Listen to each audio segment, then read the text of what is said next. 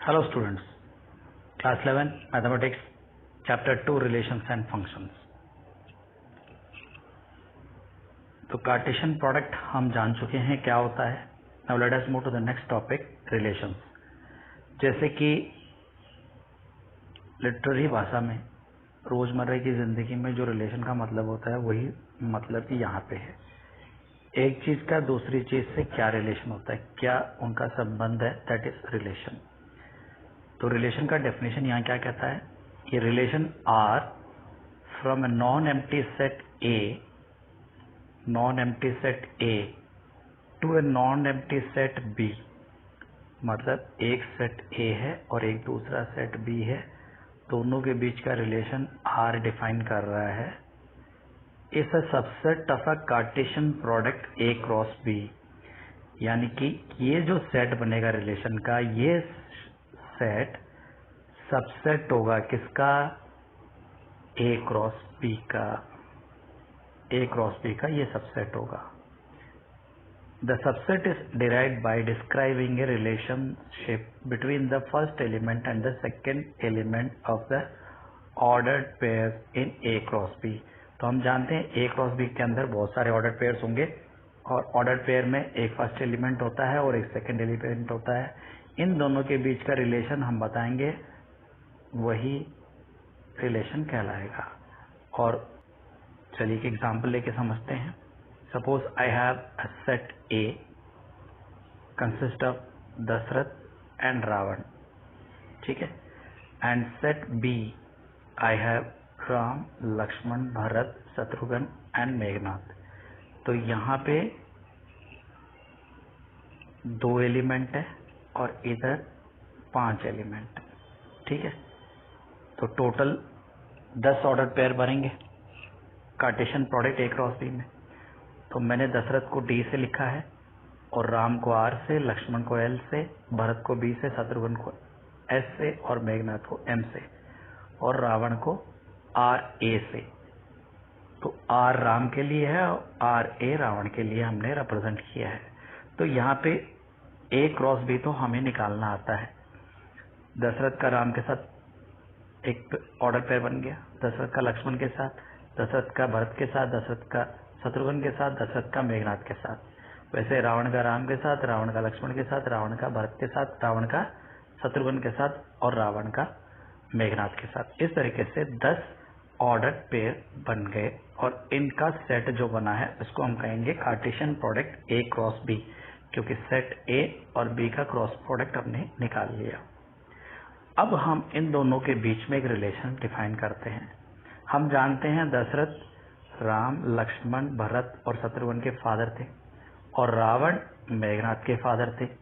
तो ये एक रिलेशन हो गया, ठीक है। सेट ए के एलिमेंट और सेट बी के एलिमेंट के बीच में क्या रिलेशन हो गया, Dasharath is father of Ram, Dasharath is father of Lakshman, Dasharath is father of Bharat, Dasharath is father of Shatrughan, ठीक है। And Ravan is father of Meghnath. तो मैं अगर चाहूं तो इन दोनों सेट के बीच में एक रिलेशन डिफाइन कर सकता हूं, ये, ठीक है। तो हमने एक रिलेशन डिफाइन किया जिसमें ये देखिए, ये जो येलो कलर का एरो है ये आपका डिफाइन कर रहा है रिलेशन, येलो कलर वाली लाइन, येलो कलर वाला एरो। तो यहाँ पे देखिए येलो मैंने रिलेशन से डिफाइन किया है।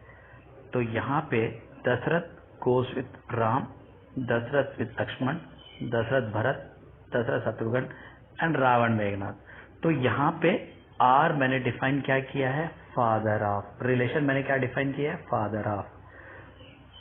तो ए सेट के element is father of B, ये हमने एक रिलेशन डिफाइन कर दिया।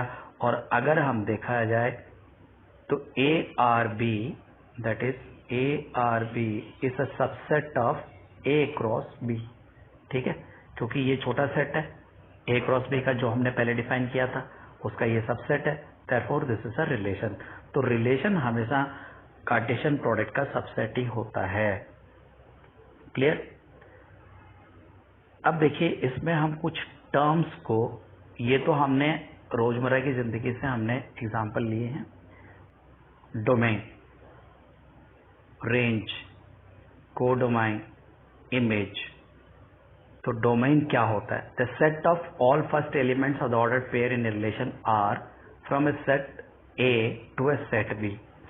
तो जितने भी फर्स्ट एलिमेंट्स आते हैं ऑर्डर्ड पेयर में रिलेशन वाले सबसेट के अंदर, उनको सबको मिला के एक सेट के अंदर लिख दिया जाए तो उसको हम कहेंगे डोमेन।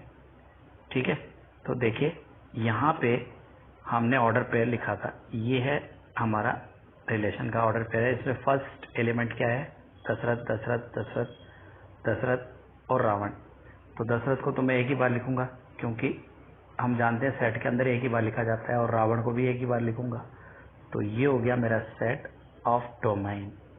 तो डोमेन क्या हो गया? दशरथ और रावण। क्लियर? तो ये हो गया डोमेन। डोमेन क्या होता है? ऑर्डर्ड पेयर के फर्स्ट एलिमेंट के सारों का जो सेट बनता है उसको हम कहते हैं डोमेन। नेक्स्ट हम देखते हैं रेंज। तो रेंज क्या होता है? The set of all second elements of the ordered pair in a relation R from a set A to set B. तो यहाँ पे ऑर्डर्ड पेयर में जो सेकेंड एलिमेंट है उनका सारों का सेट बना दो तो आपको क्या मिल जाएगा? रेंज मिल जाएगा। तो यहाँ पे राम, लक्ष्मण, भरत, शत्रुघ्न, मेघनाथ, तो सारों का मिला के आप पांचों के पांचों एलिमेंट यहाँ लिख दीजिए, that will be your range. Clear? तो डोमेन हम समझ लिया, रेंज हमने समझ लिया। कई बार क्या होता है, इसमें तो सारे के सारे यहाँ मिल गए आपके सेकंड सेट के अंदर, मतलब आपके रेंज के अंदर। कई बार यहाँ पे एक्स्ट्रा भी रह जाते हैं जिसका कोई रिलेशन नहीं होता है। ठीक है, तो कोई रिलेशन नहीं होता। मान लीजिए यहाँ पे मैंने कोई लिख लिया शाम, तो शाम का कोई रिलेशन नहीं है, तो शाम एक्स्ट्रा बच गया। तो अब एक्स्ट्रा भी बच जाता है यहाँ पे कई बार, तो ये एक्स्ट्रा बच जाता है। यहाँ पे मैंने शाम लिख लिया, तो अब जो सेट बी है जिसमें सेकंड एलिमेंट भी है आपके रिलेशन के अंदर वाले और बचे हुए एलिमेंट भी है, सारों को बी सेट को हम कहते हैं कोडोमाइन। ठीक है, तो बी सेट के अंदर खाली भी है तो भी सही है, जुड़े हुए हैं तो भी सही है, सारे एलिमेंट्स को मिला के हम जोड़ देते हैं, सेट बना लेते हैं, उसको हम कहते हैं कोडोमाइन। देयरफॉर कोडोमाइन क्या होता है? Codomain, the whole set B is called codomain. तो हमेशा रेंज जो होता है कोडोमाइन का सबसेट होता है, ये हमें ध्यान रखना है। नेक्स्ट है इमेज। ठीक है, तो फर्स्ट सेट का जो इमेज होता है वो सेकंड सेट में मिलता है। ठीक है, तो यहाँ पे Ram is the image of Dasharath. ठीक है, Lakshman is the image of Dasharath, Meghnath is the image of Ravan. तो ये इमेज है, ये इमेज है, तो इसको क्या कहेंगे हम? Pre image. ठीक है, मतलब सेकेंड ऑर्डर्ड पेयर का सेकेंड एलिमेंट को हम इमेज कहते हैं, फर्स्ट एलिमेंट को हम प्री इमेज कहते हैं। Clear? Second element is called the image of the first element, the first element is called the pre image of the second element. तो ये आपको आना चाहिए। तो ये कुछ वर्ड्स है जो हम बार बार यूज करेंगे, domain, range, codomain, image, pre image. ठीक है, आगे बढ़ते हैं। तो यहाँ देखिए डोमेन क्या क्या है, यहाँ पे दशरथ और रावण। कोडोमाइन क्या है? राम, लक्ष्मण, भरत, शत्रुघ्न, मेघनाथ। ठीक है, इमेज हमने बताया था, ये इसका इमेज होता है, ये इसका इमेज होता है, सेकेंड एलिमेंट इसको इमेज कहते हैं, ये प्री इमेज होता है। तो इस तरीके से हमने इसको समझा। अब ये तो हमने एक एग्जाम्पल लिया था, एक मैथमेटिकल एग्जाम्पल लेते हैं हम यहाँ पे। देखिए, एक सेट लिया मैंने ए, एक सेट लिया मैंने B. This is set A, this is set B. यहाँ पे एलिमेंट है 1, 4, 9।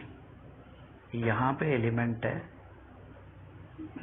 मान लीजिए -3, -2, -1, 0, 1, 2, 3।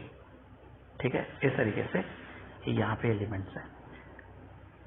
मैं ए सेट का बी सेट के साथ कार्टेशियन प्रोडक्ट तो बना ही सकता हूँ। यहाँ पे 3 एलिमेंट है और यहाँ पे 7 एलिमेंट है, तो 3 × 7 21 ऑर्डर्ड पेयर्स बनेंगे। ये तो मेरे को आता है, लेकिन मैं सिर्फ यहाँ पे रिलेशन डिफाइन कर रहा हूँ। 1 का स्क्वायर रूट क्या होता है? 1 का स्क्वायर रूट होता है प्लस और -1। तो ये हो गया 1 और ये हो गया 2।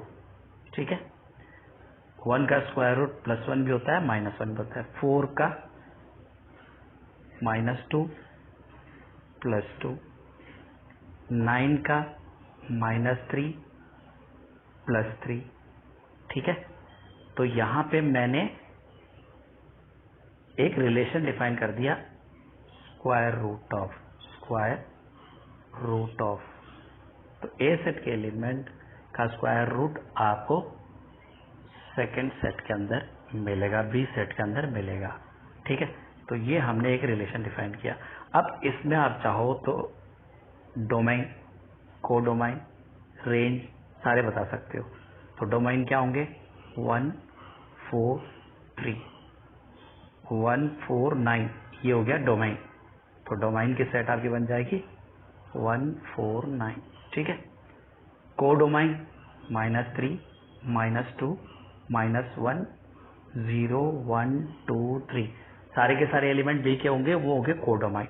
रेंज में 0 नहीं आएगा क्योंकि -1 इसके साथ जुड़ा हुआ है, -2 इसके साथ जुड़ा हुआ है, -3 इसके साथ जुड़ा हुआ है, 1 जुड़ा हुआ है, 2 जुड़ा हुआ है, 3 जुड़ा हुआ है, लेकिन 0 किसी के साथ जुड़ा हुआ नहीं है। देयरफॉर रेंज में 0 नहीं आएगा, बाकी सारे एलिमेंट्स आएंगे। तो मिलते हैं हम नए वीडियो में एक नए टॉपिक के साथ। आई होप आपको ये समझ में आ गया होगा।